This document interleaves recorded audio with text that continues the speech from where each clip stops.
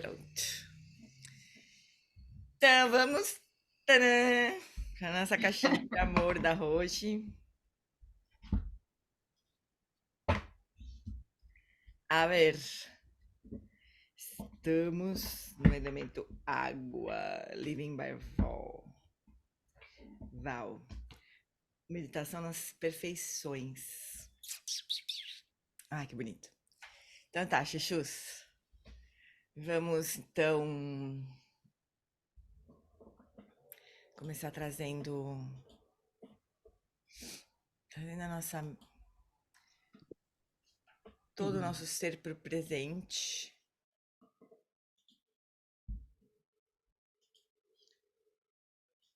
Recolhe a atenção de tudo que não é aqui e agora na inspiração e solta dentro do corpo na expiração.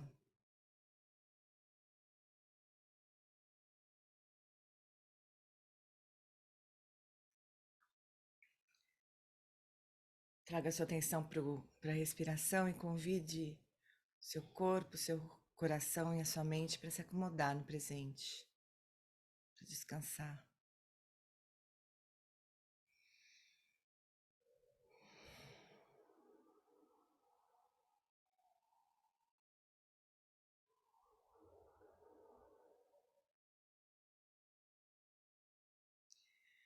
E lembre-se da sua intenção de eliminar o sofrimento na sua vida e na vida dos outros.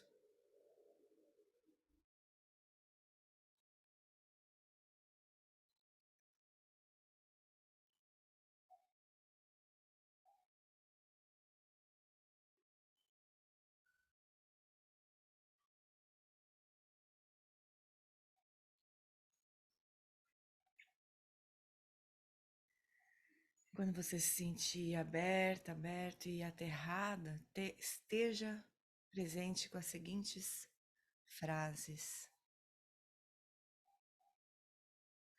Que eu possa ser generosa e servir os outros com alegria.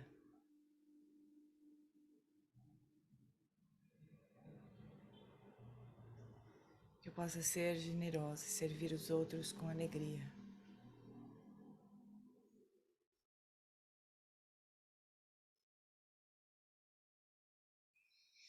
Que eu possa cultivar a integridade e o respeito.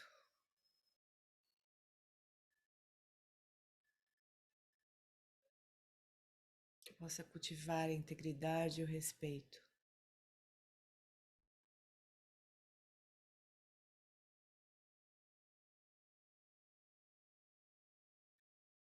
Que eu possa ser paciente, inclusiva e ver claramente o sofrimento dos outros.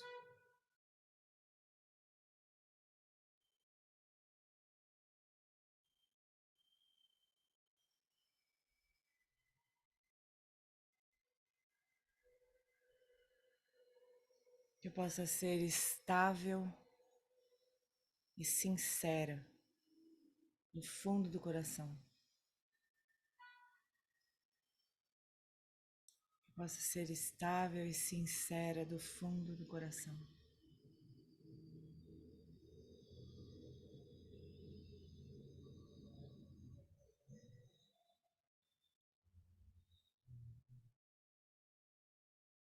Que eu possa estar plenamente presente, para que eu possa usar minhas habilidades para servir os outros, todos os seres.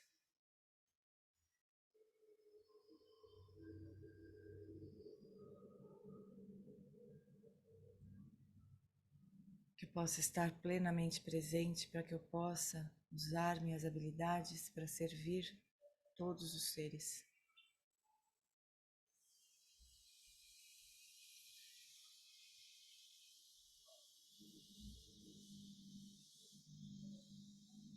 Que eu possa nutrir a sabedoria, compartilhar o benefício de qualquer insight que eu possa ter com os outros.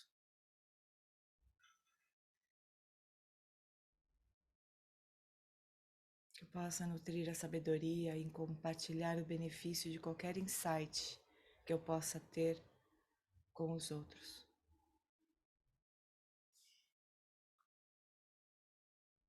vou ler mais uma vez as frases, a gente pode deixar que elas repousem no nosso coração, uma por uma.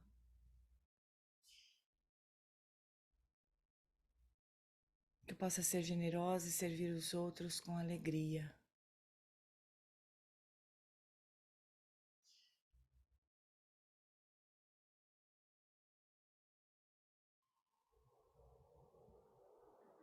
Que eu possa cultivar a integridade e o respeito.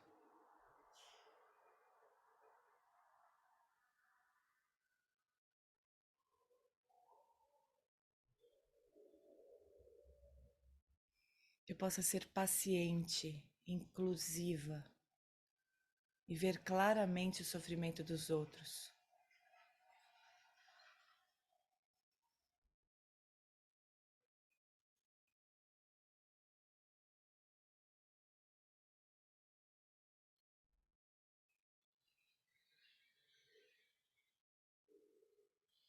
Que eu possa ser estável e sincera de todo o coração.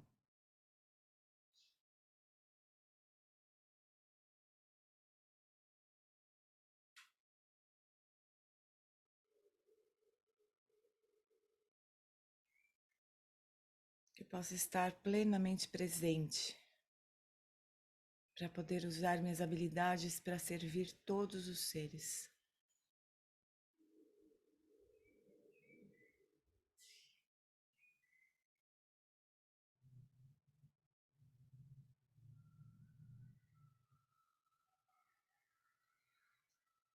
Que eu possa nutrir a sabedoria e compartilhar o benefício de qualquer insight que eu possa ter com os outros.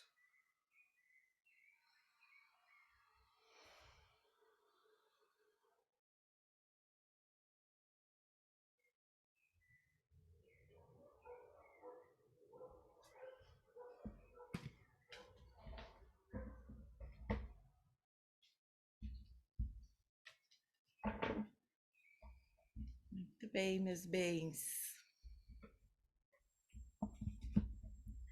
Essa sessão de água das meditações da Aroshi são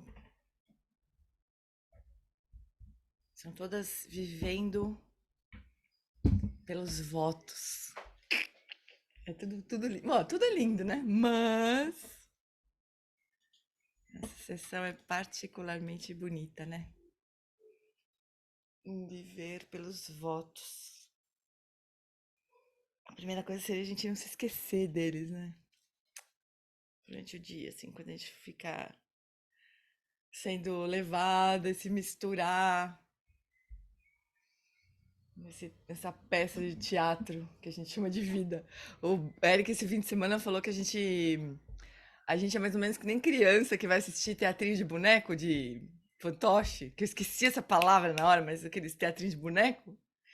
E se esquece que é teatro de boneco, e entra na brincadeira e tal. Porque a gente é assim, que a gente passa a nossa vida assim. Ai, ai, ai.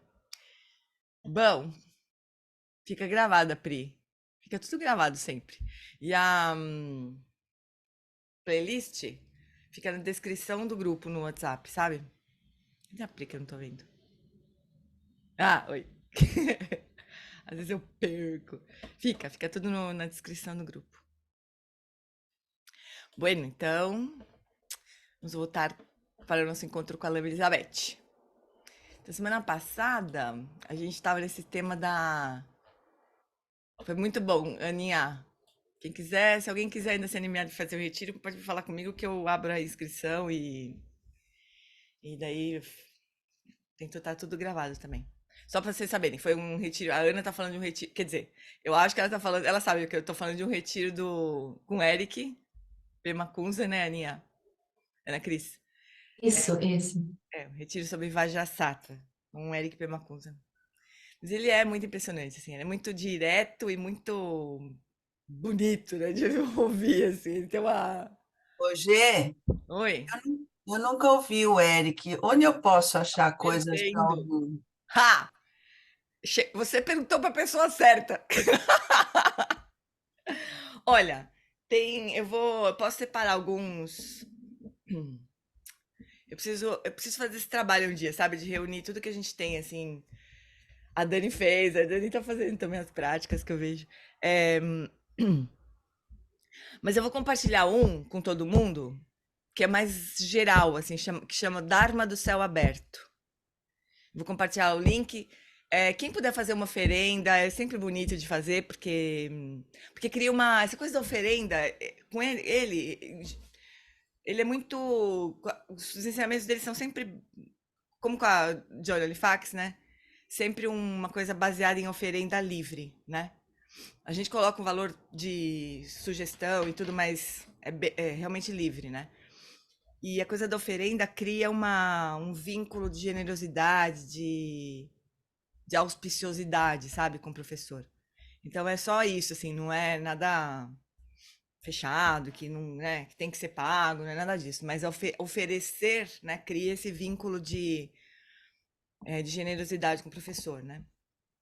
Essa era de madrugada, né, Gi? Os Sempre é de horários. madrugada, porque eles estão na Dinamarca, né? Agora eles estão fazendo É, práticas todos os dias às 5 horas da manhã. Eu nem sei quem eu sou às 5 horas da manhã, mas eu sento ali e faço a prática. Agora, normalmente, eu tenho que sentar e fazer a tradução. Quer dizer, eu não sei de onde que surge uns neurônios que acordam naquela hora para fazer isso, né? Porque é muito louco, realmente, né? Mas eles tentam, né, agora, assim, fazer um horário mais ou menos, porque eles têm os maiores grupos de alunos do ERIC agora são no Brasil e na China. Quer dizer, não é uma coisa fácil de achar um horário que funcione na Dinamarca, né? Onde eles estão, no Brasil e na China. Quer dizer, não tem possibilidade. Então, eles fazem a hora que fazem e a gente acorda e, né, estuda. Mas as coisas ficam gravadas, né? Agora, as práticas que eles estão fazendo agora, que são relacionadas ao retiro, né? Aí não tem jeito. É só às 9 horas da manhã lá, que aqui é 5 agora, né? Porque era 4. Da semana passada seria 4 da manhã, porque eles estavam uma hora ainda no. Mais para trás ainda, quer dizer, eles para frente, nós para trás, né? Que era horário de verão. Mas é isso, infelizmente, né? Tem jeito. Mas por outro lado, gente, o Eric, ele é um professor que antes da pandemia, a gente não tinha nada dele na internet, né? Ele não aparecia, ele era um professor. É, o Dharma do Céu Aberto é um retiro lindo, assim. Ele era um professor muito.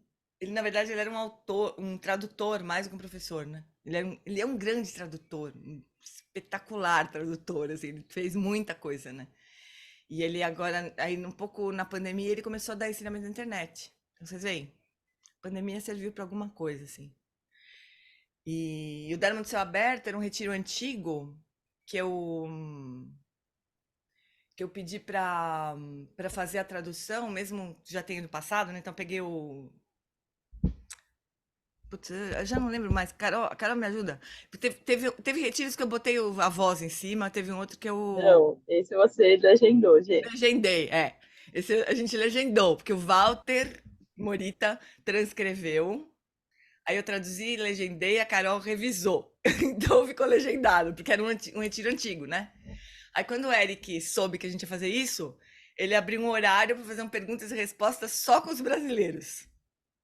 Então ainda tem isso, né? Ele é super generoso, assim, ele é de uma generosidade impressionante. Então é isso, eu vou passar o link do Dharma do Céu Aberto para vocês. Beleza? E daí, se vocês se animarem, forem assistir e tal, quiserem mais coisas, a gente vai conversando, eu vou passando. Isso foi uma. Gê, Oi, como ele está de saúde, ele está bem? tá bem, Voltou tá bem do melhor, hospital? tá melhor.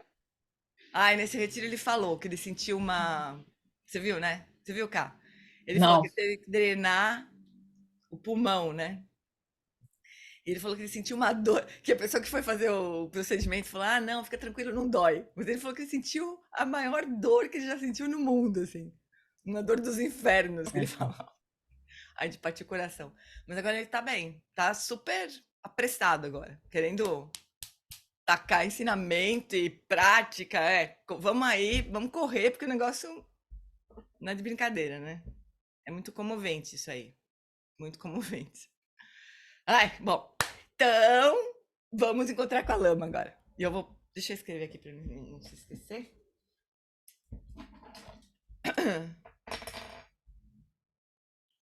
Dharma, céu aberto, com o Eric.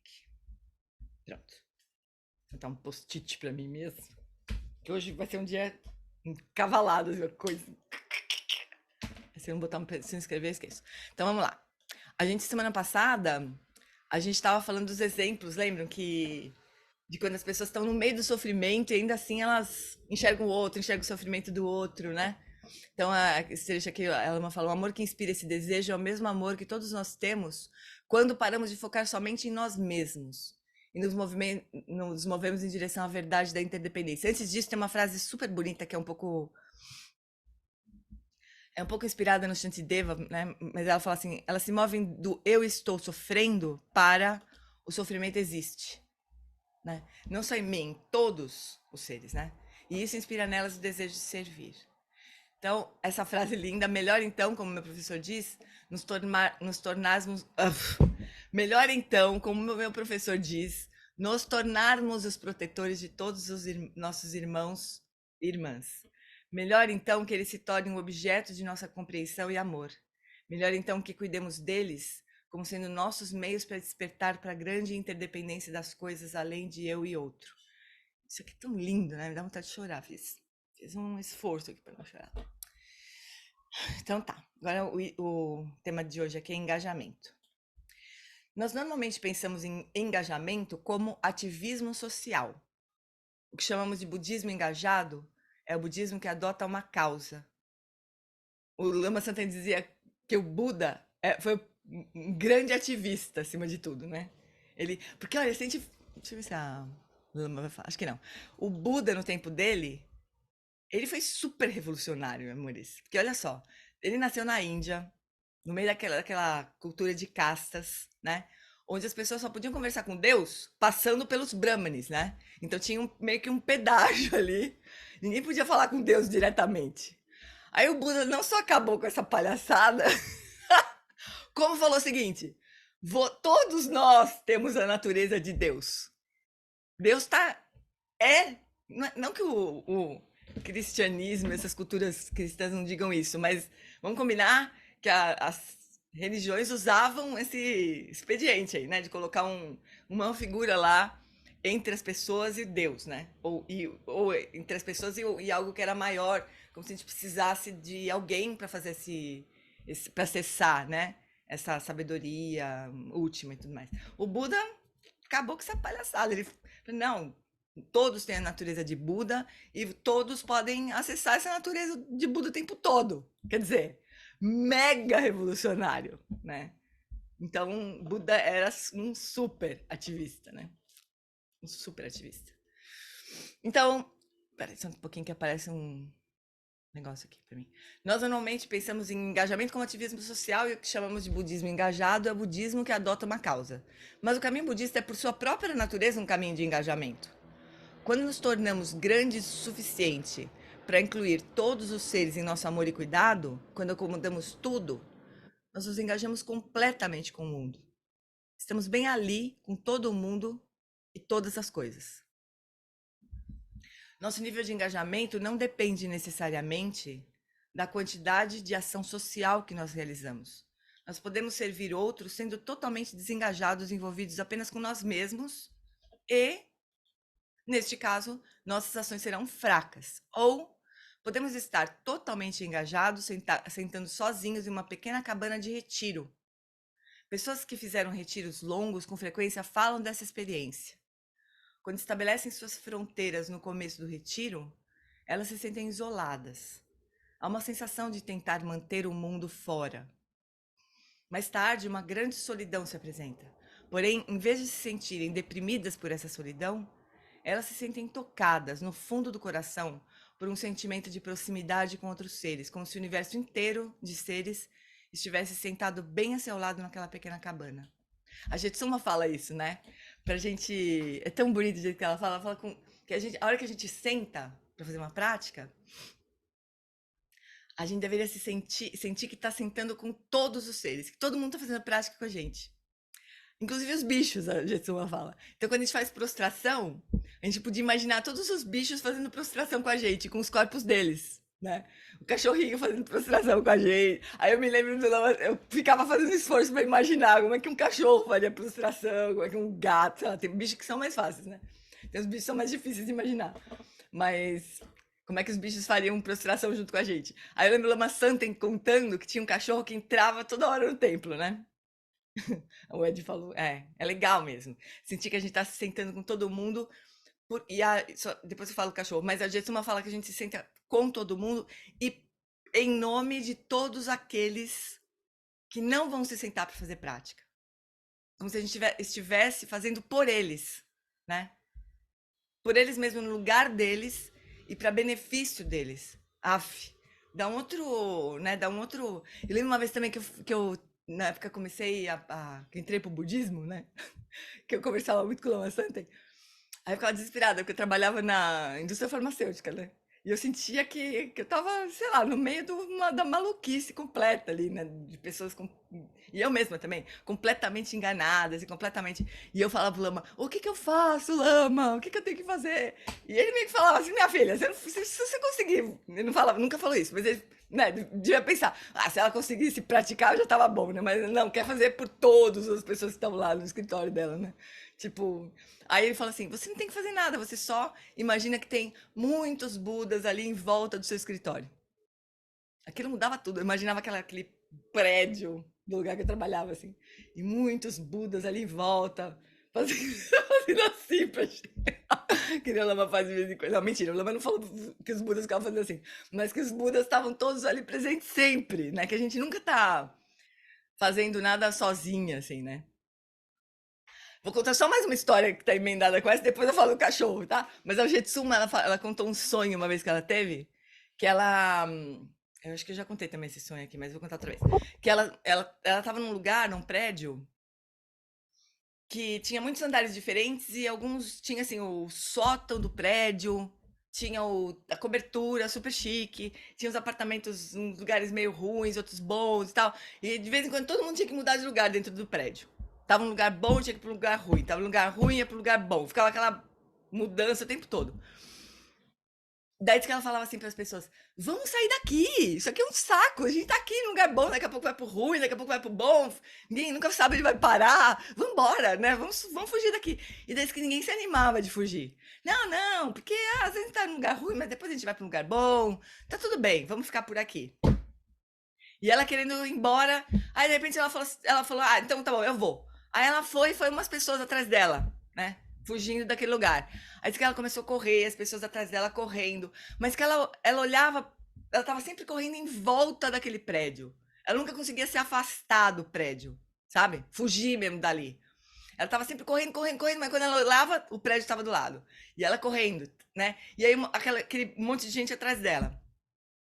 Aí teve uma hora que ela pensou assim, não adianta correr, eu tô correndo, o prédio tá aqui, né?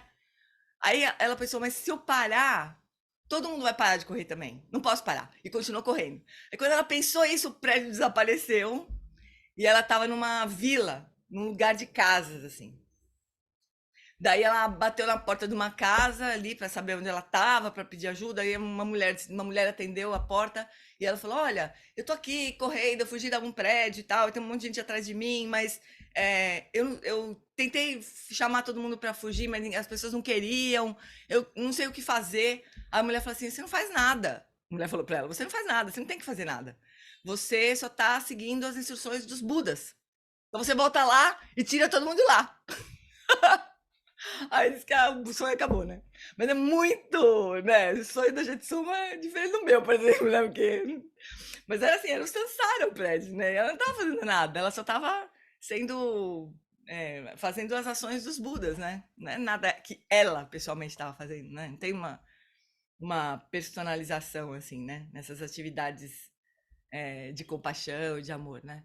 Super bonito. Agora o cachorro, que o Lama Santen ensinou o cachorro a fazer prostração. Ele entrava toda hora na sala de meditação lá. Virava e mexia o cachorro entrava. Era um cachorro... Tem muito cachorro no SEB, lá em Viamão, né? Porque a turma, imagina, vê um centro budista, vai lá, joga os cachorros lá, né? Porque pensar, os caras vão cuidar deles, né? E cuidam mesmo. Então tem uma cachorrada no SEB, assim. Eu tinha, pelo menos, não sei como é que tá agora. Mas aí tinha um cachorro que entrava no templo toda hora. Aí o Lama Santen pensou, ele não vai parar de entrar, eu vou ensinar ele a fazer prostração. Aí o Lama Santen ensinou.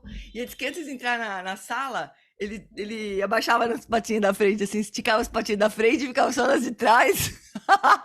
Aí levantava e entrava. Aí eles deixavam ele entrar, sabe? Porque tinha feito prostração, assim.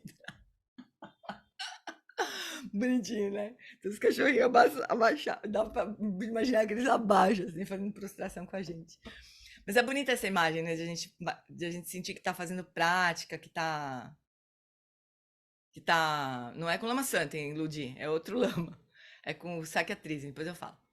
É, é legal a gente imaginar que a gente não tá sozinhos, que a gente tá fazendo prática com todos os seres e por todos os seres, né? Isso que traz essa experiência e essa que é verdadeira de conexão, né? Que a Lama tá chamando de engajamento. O que a Lud falou que hoje tem um encontro gratuito no Sírio Libanês às 19 horas, quem é de São Paulo, com Sua Santidade Sakyatrizin, que é o representante da linhagem Sakya no mundo.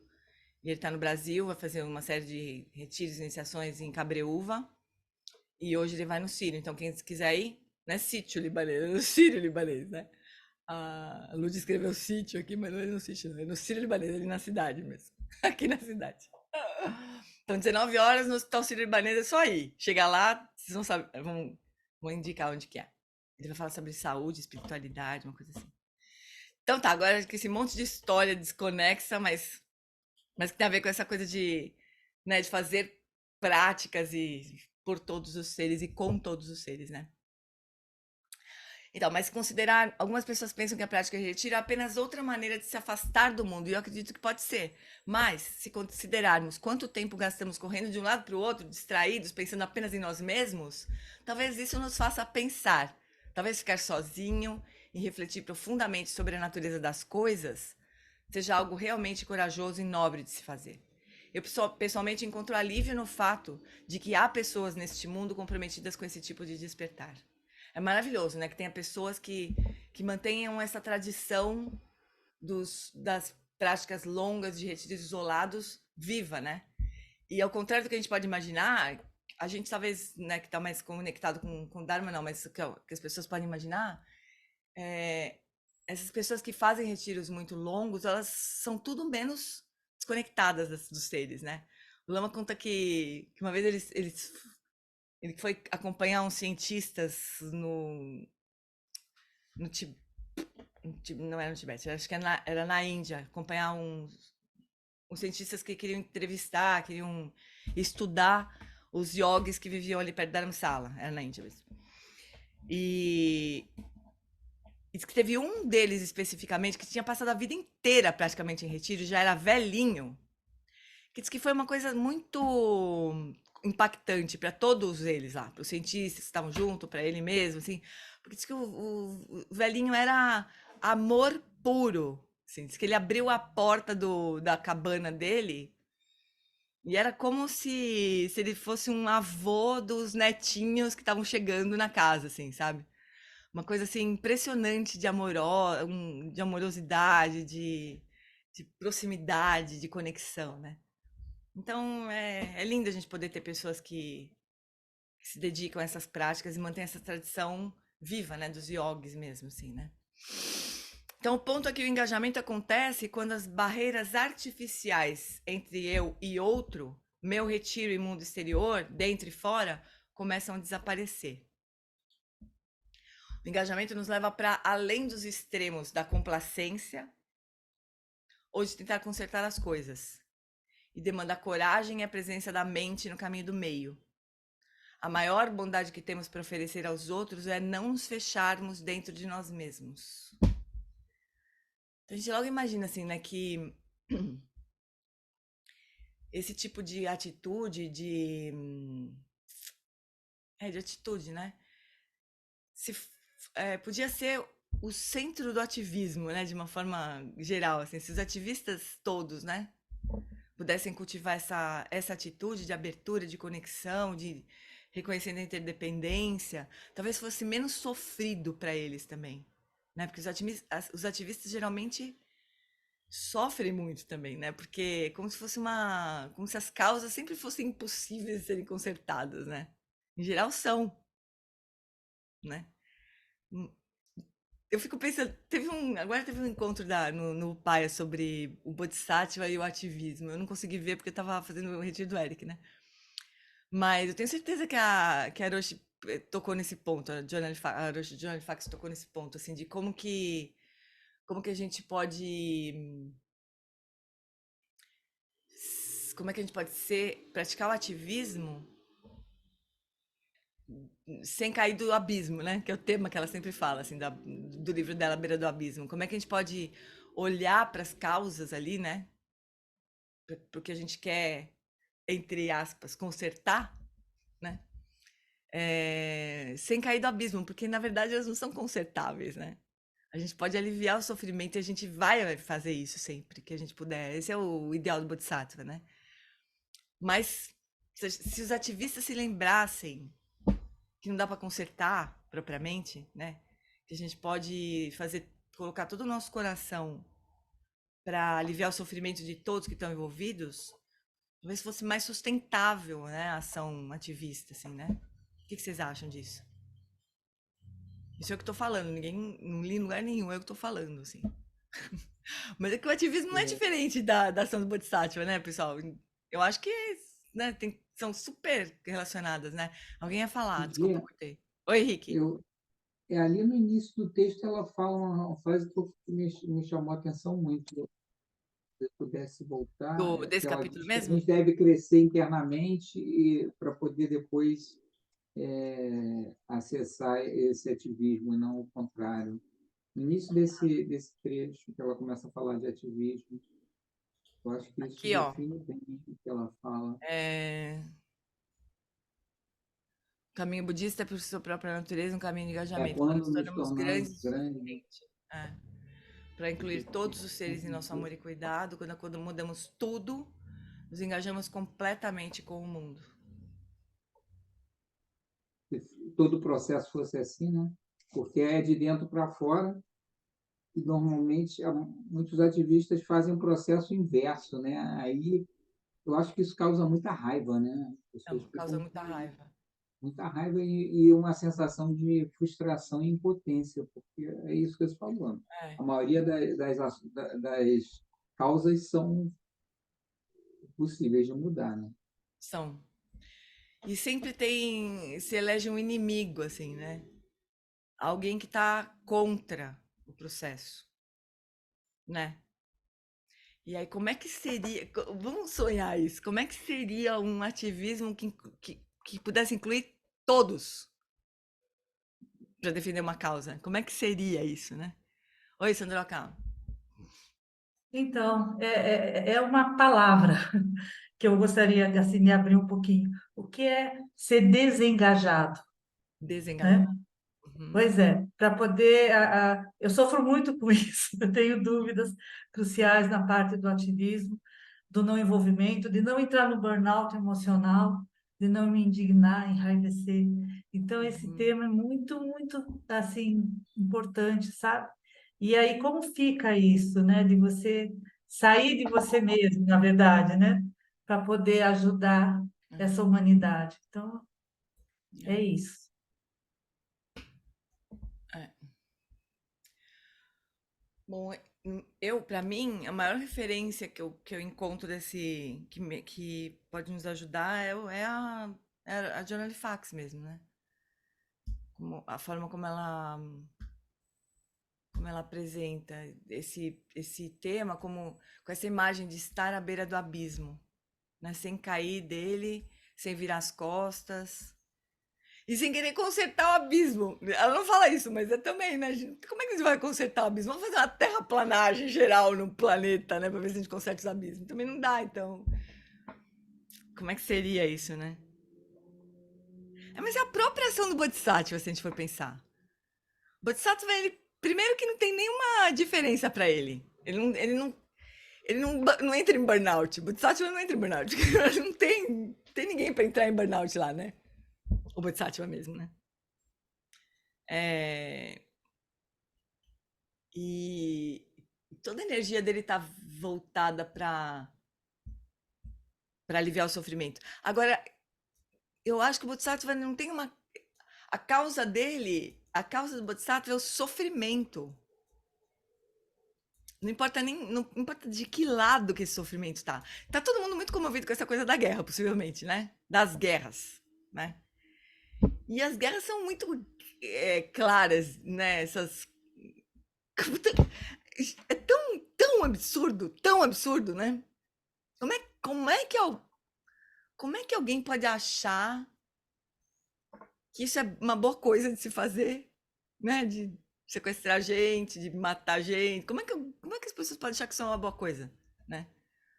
Que vai dar certo? Nem que alguém pode achar que isso vai dar certo, né? Bom, enfim, os bodhisattvas eles não têm inimigos, eles não vão tomar partido, eles não vão, né? Eu acho que isso já é uma boa coisa, assim. Se todo mundo entrasse pro time dos bodhisattvas, né? Tava tudo resolvido. Oi, Lili. Não, só porque essa coisa da guerra, né? O que me deixa muito estarrecida é um povo que sofreu o que sofreu, conseguir fazer o mesmo, Mas é isso que os sabe? seres humanos fazem, né? Mas é uma coisa que eu não entendo, É. porque assim, estão lutando do mesmo jeito, né? Assim, isso, assim, passaram na pele. Tem alguma coisa para mim que não encaixa, assim, sabe? Talvez porque eu seja filha de judeu, né? E meu pai jamais toparia nenhuma guerra, assim, né? Como tem muitos judeus contra, né, a guerra. Claro, claro. Grande maioria Aí, contra. o que eu fico pensando é sempre quando a gente sai, e eu acho que isso para qualquer guerra, guerra familiar no sentido, né? Qualquer Isso, sofrimento, isso que eu ia falar. qualquer, em qualquer momento que a gente não está realmente ligado nessa humanidade compartilhada, ferrou, sabe? Assim. Ferrou. Tudo é possível, né? Tudo é justificável. Quero escrever aqui, ó. Estava ouvindo um especialista falando sobre o que é crime de guerra dentro da guerra. É absurdo, né?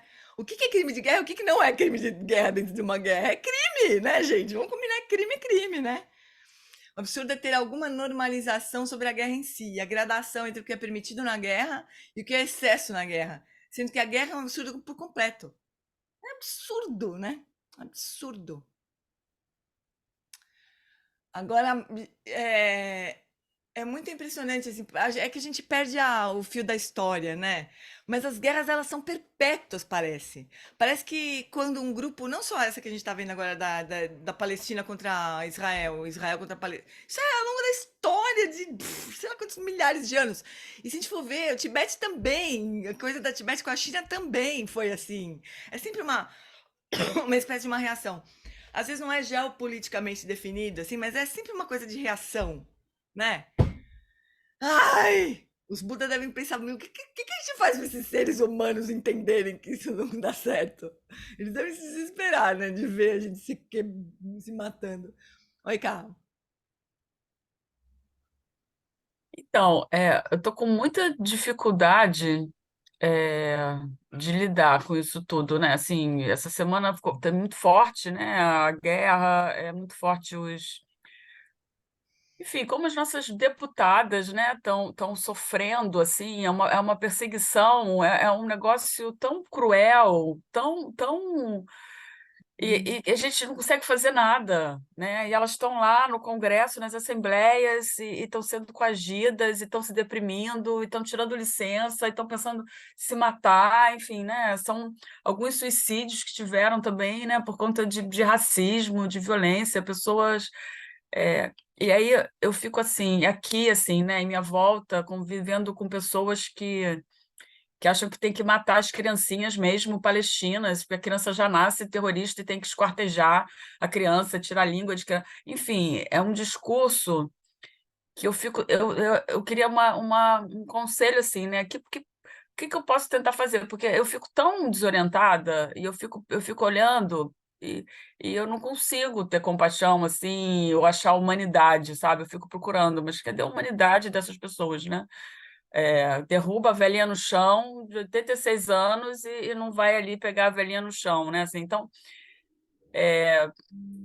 eu fico pensando, sabe, se vale a pena, assim, às vezes me dá essas coisas assim, tipo, caramba, como perceber que essas pessoas também estão sofrendo, então assim, porque tanto prazer ali na carnificina, sabe, é um negócio que tá um pouco difícil, assim, para o meu dia a dia, né, para lidar com isso, então se você tivesse alguma coisa para Ai, cara, falar. eu vou abrir aqui, todo mundo ajuda aqui. Todo mundo ajuda todo mundo, né? Fala, Lili. É que eu estou lendo um livro que chama Menina da Montanha, não sei se vocês já ouviram falar, se já leram. É a coisa mais estarrecedora do mundo, né? Assim, porque, na verdade, é uma família ela é criada completamente fora da sociedade, no alto da montanha, e aqui, recente. A menina hoje deve ter 30 e poucos anos, sei lá.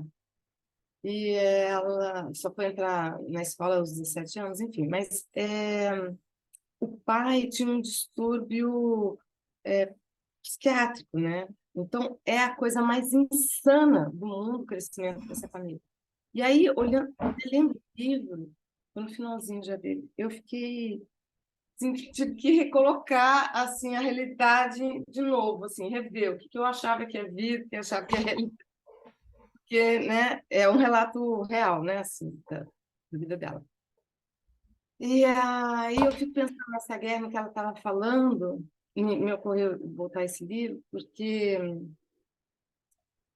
no fundo lembrei do Alan Wallace falando lá do distúrbio compulsivo que todo mundo tem, né? Como que é? Compulsivo delusório, todo mundo tem. Eu acho que todo mundo tem um desequilíbrio psiquiátrico. Só que ninguém percebe porque normatizou, assim, porque aí a gente educa com que a gente teve para cima, para assim, e toda a parte social que a gente está dentro, já está junto, vem junto, né? Aí me lembro da aula da Liane Jeans. Então, assim, não tem muito. A gente tem um desequilíbrio absurdo. Só que a gente normatizou os pequenos desequilíbrios, a gente convive aí. Então, a gente pode brigar, mãe, pai, não sei o quê, dá, às vezes passa do limite, mas ainda a gente acha que está no normal. E tem o excesso disso, né? E que mais absurdo ainda, a gente acha normal fazer guerra, né? Assim, porque a vida inteira. Por quê? Porque a vida inteira.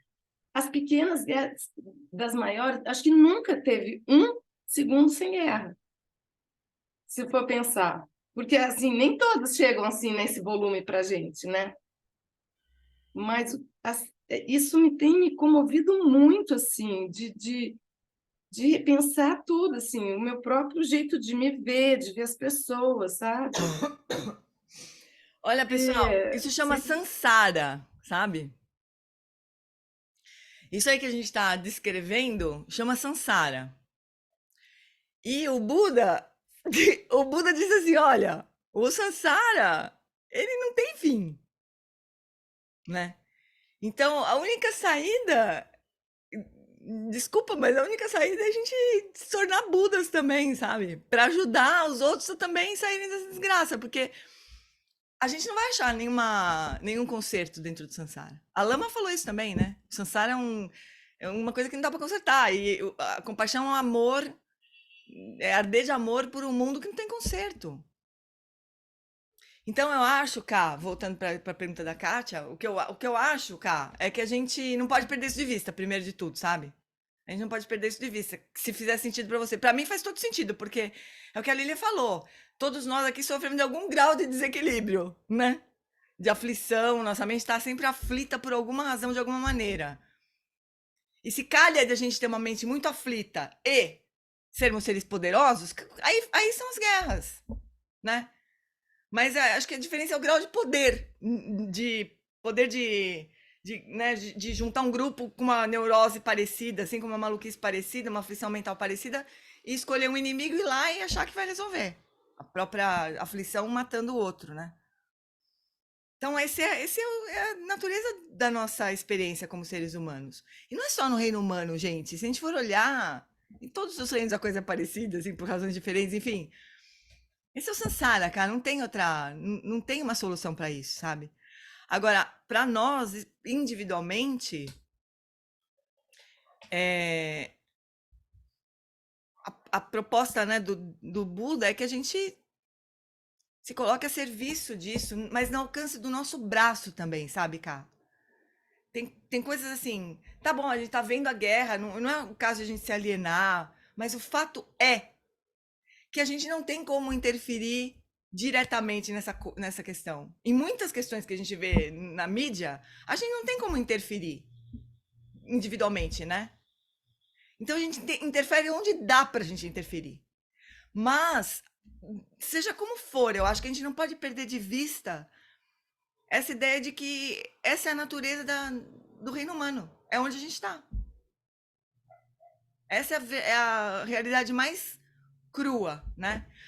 Mas existe um caminho de sabedoria que as pessoas podem trilhar se quiserem, né? No dia que sei lá, que o grau de aflição mental seja menor, né? Que permita que a gente busque uma coisa de mais sabedoria, de mais compaixão. Não tem outro jeito, amores. A gente precisa, a gente mesmo livrar o nosso coração da raiva e do pesar, né? Porque essa história toda que a gente é obrigada hoje a ver, porque chega pra gente, né, em graus super requintados de detalhamento, né? A gente precisa dar um jeito de não se afundar mesmo no desespero.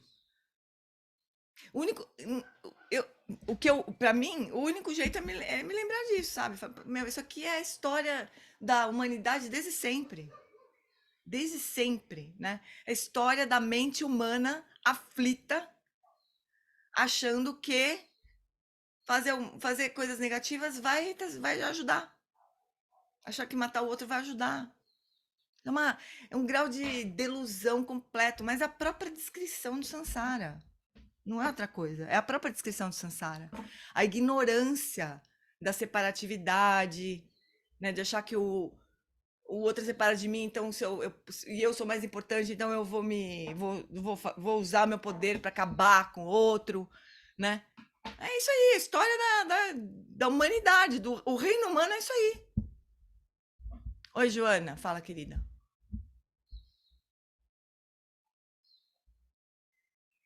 Oi, gente, bom dia. Bom dia. Uma coisa que me ajuda um pouco é quando eu vejo o Lama Santen falando para a gente sempre enxergar a natureza búdica no outro, que o outro está fazendo tudo errado, tudo, Tudo tudo Buda errado. atrapalhado. É. Tudo Buda esquecido, E, atrapalhado. e aí você conseguir fazer esse treino, né, essa prática de olhar que aquele ser tem uma natureza búdica, né? Uhum. É um Buda. E aí uma coisa que eu também percebo é que assim, o quanto que às vezes eu tô assim muito brava ou muito triste com alguma coisa, e aí tipo 5 minutos depois acontece algo que ele fala, né, da bolha. Eu saio da bolha e vou para outra e já não tô mais com raiva. Aí eu fico pensando que isso também pode acontecer, talvez, com essas pessoas, sabe?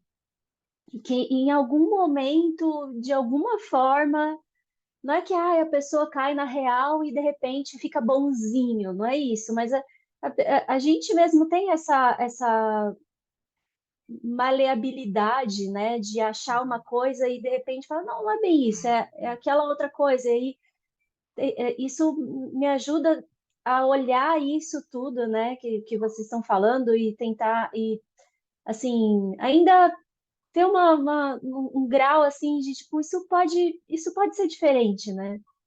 Para não também não me afundar assim e falar, nossa, agora ferrou, né?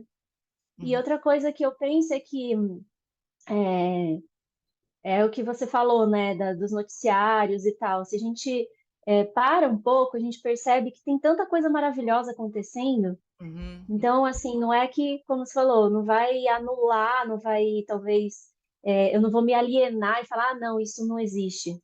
Mas existem outras coisas também, então não ficar só me pegando nesse absurdo e perceber que tem outras coisas que outras pessoas também acham que é um absurdo e eu não acho.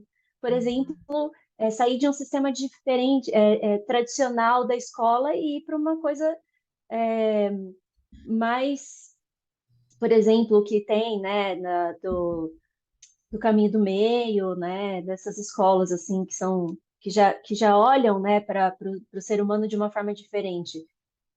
Então, eu tento não ficar presa, né, nessas, não tem solução, não. Realmente, a solução, o samsara não tem solução, mas é um trabalho, né, interno também. Mas o Sansara não tem solução. O ponto é que, assim, a gente dizer que o Sansara não tem solução é. Primeiro, é uma coisa realista, né? É isso. Assim, as pessoas estão se atrapalhando na guerra, se matando e achando aquilo muito maravilhoso e bom né, querendo se fortalecer, quem mata mais. É, E talvez isso não acabe tão cedo e não mude tão cedo. Por outro lado, existem coisas muito legais e no meio da guerra também acontecem coisas legais, né? Tava vendo médicos atendendo crianças, médicos judeus atendendo crianças palestinas. Tem algum grau de humanidade ali no meio daquela desgraceira toda, né? Então tudo isso está acontecendo ao mesmo tempo. Isso é Sansara, né? Agora, quando a gente olha para isso de uma forma mais realista, isso pode motivar a nossa prática.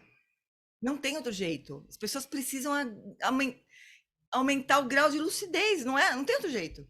Porque a guerra ali não tem solução. O jeito é chega de guerra. Agora, para fazer um chega de guerra, precisa de um grau de lucidez. E é isso que o Dharma tenta trazer para a gente, né?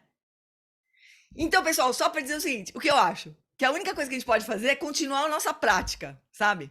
Para que a gente até para a gente poder compreender isso cada vez mais claramente, não ter a ilusão de que um dia o primeiro-ministro de Israel vai acordar de manhã e falar: chega de atacar a Palestina. E o Hamas vai falar assim: agora chega de atacar Israel. Não vai acontecer isso, pessoal. Eles vão se matar até, sei lá, até alguém interferir, até sei lá o que vai acontecer. Enfim. E o dia que acabar essa guerra, vai surgir. A gente não estava todo mundo desesperado com a guerra da Ucrânia? Alguém lembra da guerra da Ucrânia agora? Tá rolando lá. E tem mais outras 29 rolando nesse momento, né? Nesse momento tem mais de 30 guerras rolando no mundo. É que agora a gente tá focado nessa. Quer dizer, realmente não tem fim, né? Não tem fim. O Lama Santen fala, o Sansara é vasto e profundo. É isso. O nosso trabalho é seguir o nosso caminho de prática, de lucidez. E eu acho que o nosso caminho de lucidez é enxergar que o Sansara é isso. É isso aí, o Sansara. Não a vida, o mundo, não, o Sansara, né? Que inclusive é como diz o Eric, por mais louco que possa parecer, o Sansara, apesar de ele ser cruel, sofrimento e tarará, ele não tem nenhuma substancialidade. Poderia realmente acontecer de um desses grandes líderes aí acordarem de manhã e falar: chega de guerra no mundo. Poderia acontecer. Porque não tem nenhuma substancialidade. Não tem nenhuma coisa fixa, né? É uma experiência de sonho, por mais que seja um pesadelo. É uma experiência de sonho. Eu não vejo outro jeito, pessoal. E também não acho que isso seja se retirar, sabe? Do problema. Eu não acho, né? Porque é uma forma realista de ver e de fazer o que é possível do lugar que a gente está, né? Se alguém tiver poder para fazer outra coisa, por favor, faça, né? Mas eu não tenho poder para fazer nada, né? Nesse caso específico, assim. E cuidar das guerras particulares, né? Que nem alguém estava falando aqui. De cuidar das guerras particulares. Dos nossos pequenos conflitos, a Karine falou, né? E cuidar para a gente não se esgotar, né? Porque realmente tem um equilíbrio aí entre a gente não se alienar, né? Não fazer de conta que não está acontecendo nada, mas de também não se atirar lá no meio da guerra, que não é o lugar onde a gente está nesse momento. Nós todos aqui, a gente não está no meio da guerra. A gente, nesse momento, não está. Pode ser que daqui a pouco estejamos, mas nesse momento a gente não está, né? Então, a gente se apoiar bem com o pé no chão, na beira do abismo, porque a gente não está caído no abismo ainda. Mas a gente pode cair se a gente quiser, né? Se a gente se permitir, a gente vai a gente pode despencar. Mas o fato, amores, isso em qualquer situação que a gente tenha, se propõe a ajudar o outro. Quando a gente está frente a uma pessoa que está sofrendo mais que nós, a gente precisa, assim, em algum momento, se lembrar: eu quero dar tudo que eu puder, fazer tudo que eu puder para aliviar o sofrimento dessa pessoa, mas eu não sou essa pessoa. Isso é uma parte muito importante da relação. Por mais que eu esteja conectada com essa pessoa, eu vou fazer tudo que eu puder para ela sofrer menos, eu não sou essa pessoa. Então, por mais que a gente se preocupe com a guerra e sofra e sinta imensamente, a gente não está na guerra nesse momento. Porque se a gente se perder disso, pessoal, como é que vai ser? A gente vai. Como que a gente vai poder ajudar a fazer alguma coisa? Se a gente não tiver com os 2 pés plantados no chão. Como ser o Buda nesse caos, com madeira de amor por um mundo que não tem conserto. Exatamente, esse é o nosso caminho, né? Agora, faz parte desse caminho não se deixar cair no abismo, sabe? Eu sei, eu compartilho tudo que você disse, Cá, desse mesmo desespero teu aí. Compartilho. Tem dias que, eu sempre falo isso, tem dias que eu não quero sair da cama, eu quero ficar chorando na cama. Que é tudo que eu tenho vontade de fazer, ficar na cama chorando. Porque dá a impressão que fala, meu, mas o que benefício isso traz, né, para alguém? Pra gente, para alguém que tá perto da gente, que a gente poderia fazer alguma coisa. Não ajuda. Não ajuda.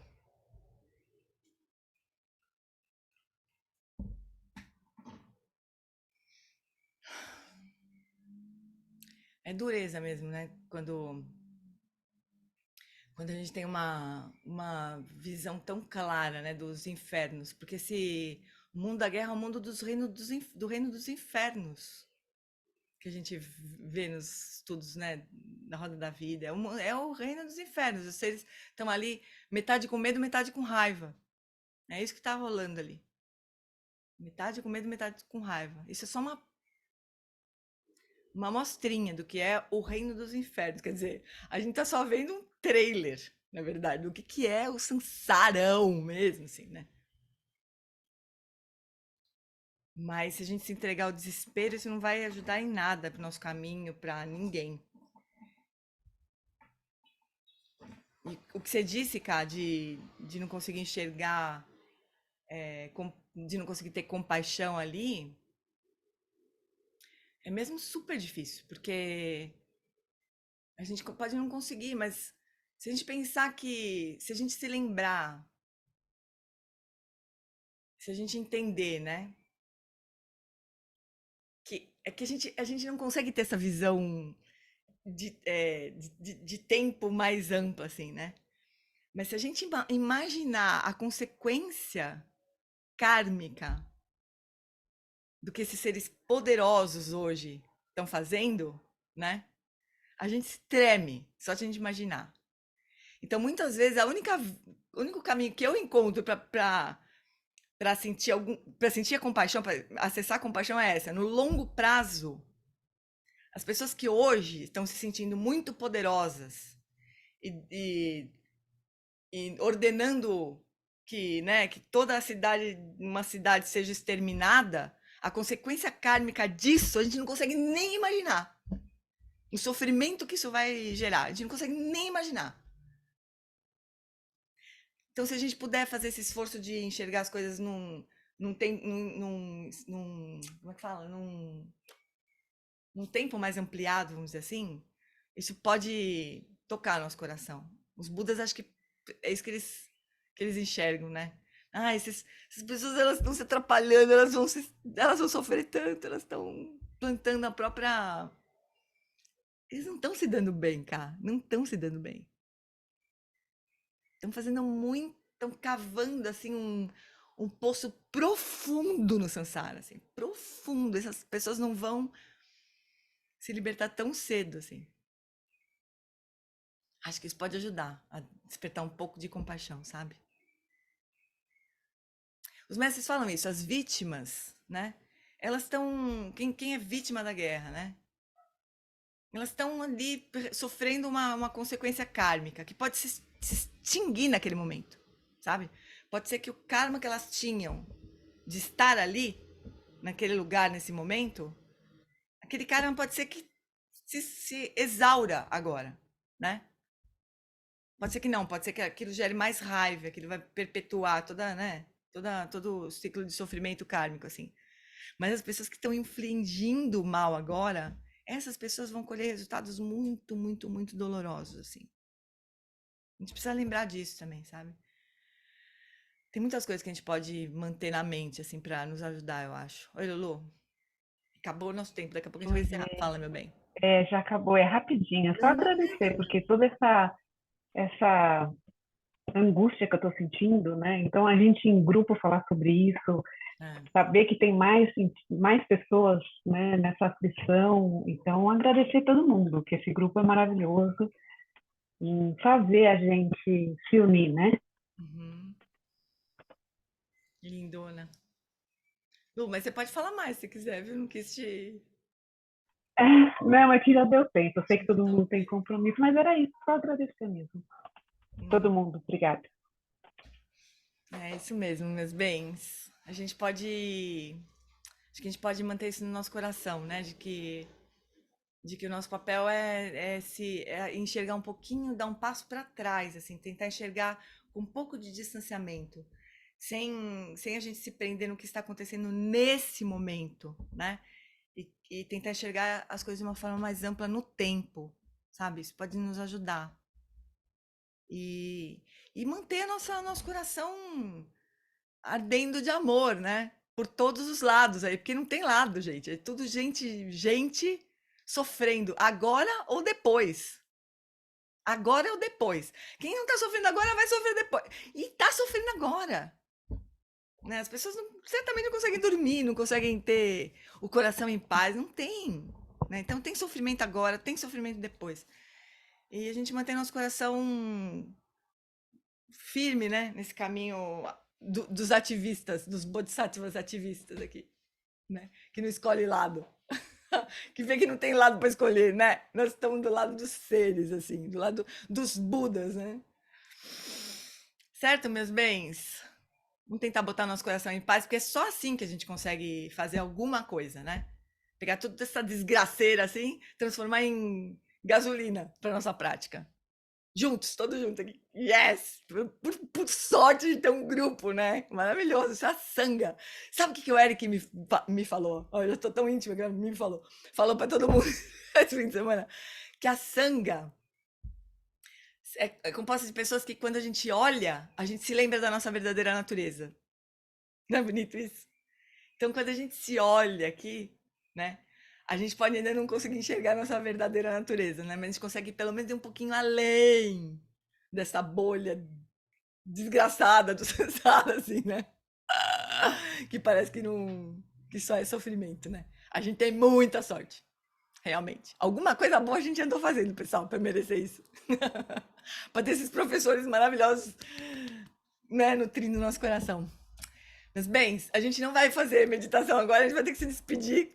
Carmelina me dá bronca toda vez que a gente faz isso, mas desculpa, passamos do tempo. Mas fiquem bem, cuidem-se, por favor. E a gente se encontrar. Tá tudo certo, não tem bronca, tá tudo certo. Tá bom, amores. Então se cuidem, se cuidem. Obrigada, gente. Beijo, cá, beijo para todo mundo. Beijo. Tchau, gente, beijo. Beijo.